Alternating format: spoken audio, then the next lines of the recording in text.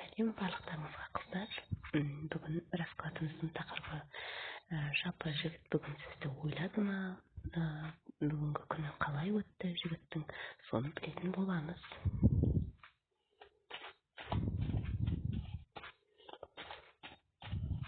Бірінші, сіз бен жігітті тауып алайық.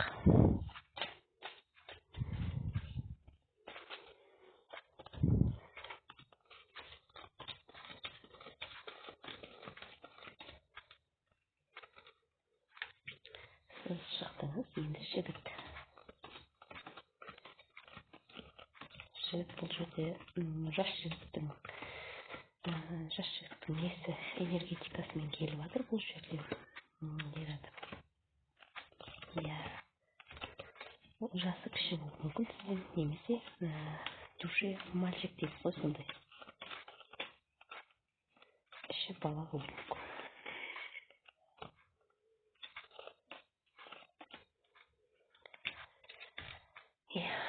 Бұл жерде бірінші сөзді айтайық.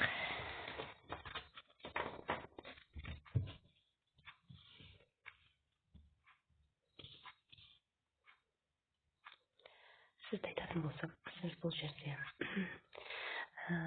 семьяңыз бар болуы мүмкін, немесе бұрын семьялы болғансыз, және сіз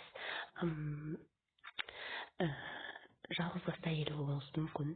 Сіз немесе ата-анаңыздың үйінде болуыңыз мүмкін, бірге өмір сүріп жатқан болуыңыз мүмкін, жалғызбасты ана болуыңыз мүмкін, немесе жалғыз әлі тұрмысқа шықпаған қыз болуыңыз мүмкін, вдова дейміз ғой, сондай болуыңыз мүмкін, ажырасқан болуыңыз мүмкін. Жалпы сондай энергетикадасыз, немесе олай болмаса сіз воздушные знаки зодиака дейміз ғой, сондай водолей деген сияқты.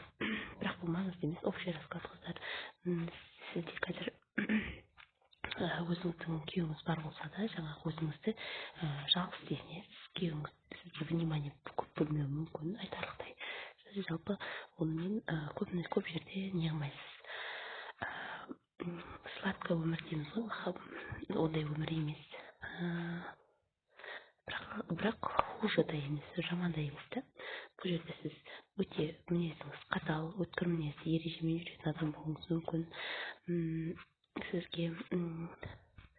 Сізге семья болуға бір адам ұсыныс жасаған болуы да мүмкін, бұл жерде тұрақты семья болайық деп.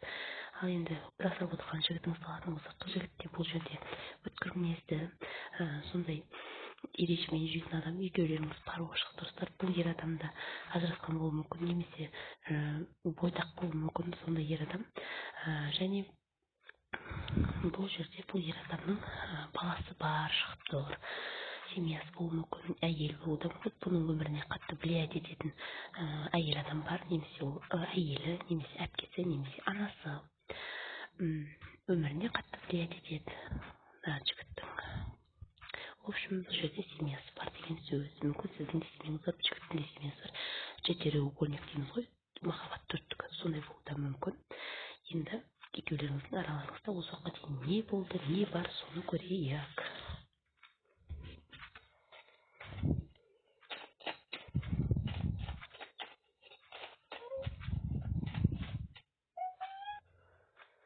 Көреміз екеулеріңіз араларыңызда.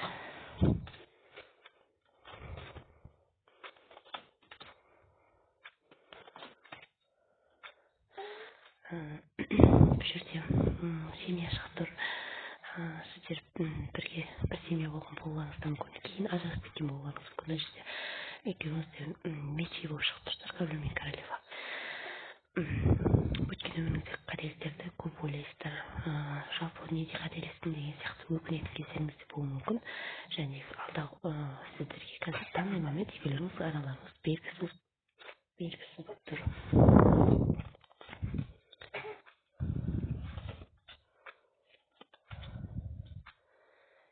Сіз бұл адамның тайная әйел болуыңыз мүмкін, тайная женщина болуыңыз мүмкін. Ол қазір ғана шешім қабылдай жатыр, оның өмірінде әйелі бар деген сияқты, немесе сіз бұрын әйел болдыңыз. Жаңағы бұл жерде махаббат төрттігі болуы да мүмкін.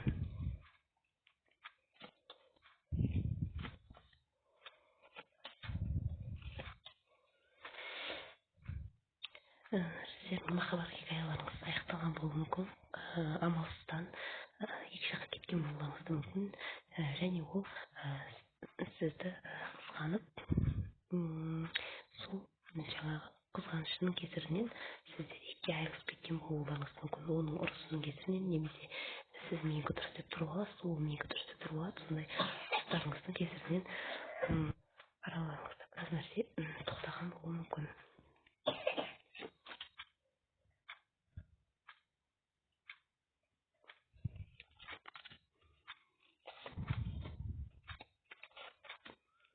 Иә, осы уақытқа дейін бір-бірлеріңізге кездесулер болған, романтикалық кездесулер, бірақ араға махаббат үштігі кіруі мүмкін. Немесе сіздер бір отырыста ұрысып қалған болуыңыз мүмкін, бір дастархан басында деген сияқты көпшілікпен бірге.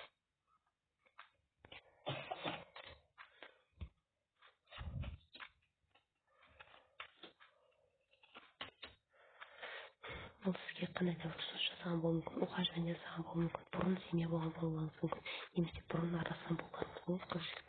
Қазір бұл жігіт сол өткен шақтарыңыздағы күндеріңізді ұмыта алмайды. Семья болмасаңыздар да қыз жігіт болып жүрген кездеріңізді ұмыта алмайды.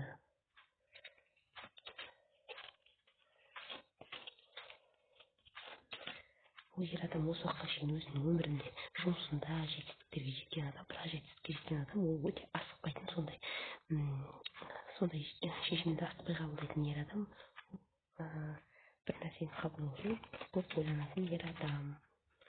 Ол қазір семьясы ұрыс-керіс болып жатуы мүмкін, семьясы дұрыс емес болып жатуы мүмкін, әйелі қасында болмауы мүмкін, сүйген қыз қасында болмауы мүмкін, қазір оған қиын. Және ол қазір бір өзі самостоятельный, менде бәрі бар деген сияқты отыр. Енді тақырыбымызға көшейік. Жалпы бүгін жігіт сізді ойлады ма? Күні қалай өтті?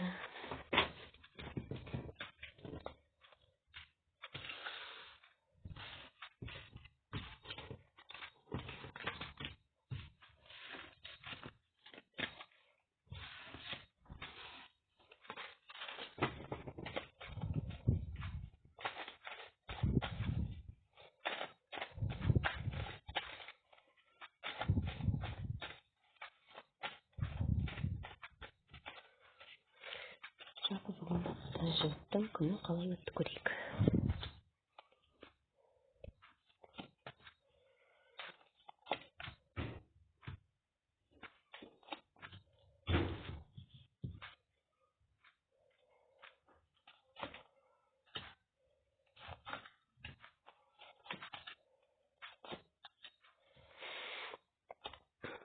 Бұл ер адамның бүгінгі күні активно өтті, активно жұмыс істеді, активно тезделеді, ақша тапты деген сөз, бір жаққа барды деген сияқты, немесе депозит ашты деген сияқты, бүгіннен бастап немесе ақша жинай бастады деген сияқты.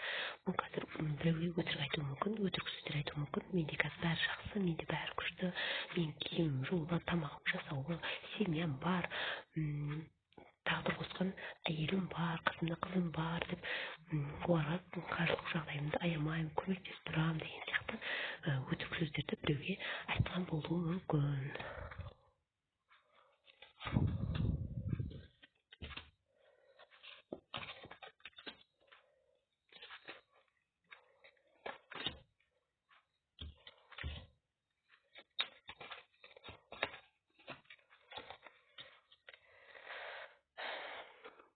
Бұл жерде бұл ер адам біреуден бүгін хат күтті, біреудің хабарласқанын күтті, біреудің ұсыныс жасағанын күтті, немесе ол жұмысына байланысты болуы мүмкін, біреуден хабар күтті, немесе өзінің қолынан, сүйген қызынан қандай да бір хабар, сообщение деген сияқтыларды күтті жігіт бұл жерде. Бүгін күтті қыздар.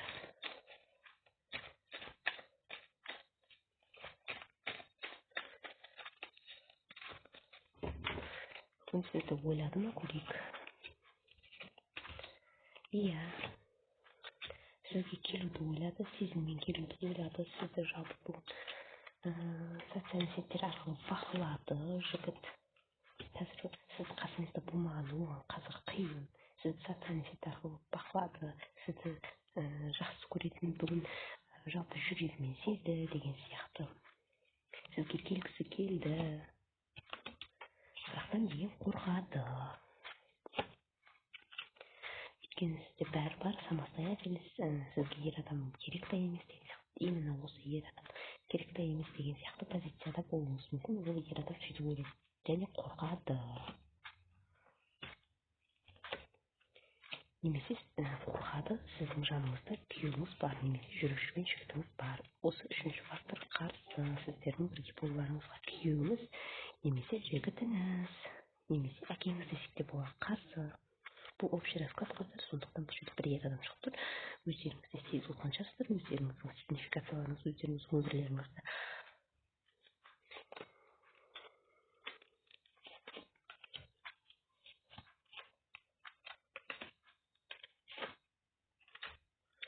Иә, бұл ер адам түндерін ұйықтамай өткізуде, данный момент қазір сізді ойлап жатыр. Кеш батты уже сізді ойлайды, сізді ұзақ уақыт ойлайды, есінен шығара алмайды, сізге ұсыныс жасағысы келеді. Ол ер адамның қазір жүрегі жаралы, сізді ойлап. Жалпы жігітіңіз сізді ойлады, қыздар, уайымдамаңыздар, сізді ойлап қазір ұйқысыз күндер өтіп жатыр. Жалпы менімен бірге болғандарыңызға рахмет, қыздар. Мен сіздерге өте керемет мүмкіндікті айта кетейін. Сіздердің величайший мүмкіндіктеріңіз бар. Мен қазір осы видеоның астына ссылкасын тастап кетемін. Өте керемет канал. Жеке раскладты ашады. Менің коллегам десем де болады. Ұнаса подписаться етіңіздер сол каналға. Өте керемет. Өздеріңіз таңдау өздеріңізде, выбор. Негізі әркімнің өз тарологі болады, өз тарологыңызды табыңыздар, мүмкін сол, мүмкін мен деген сияқты. Кей кезде көп нәрселер тура келеді, қыздар. Менімен бірге болғандарыңызға рахмет, сау болыңыздар.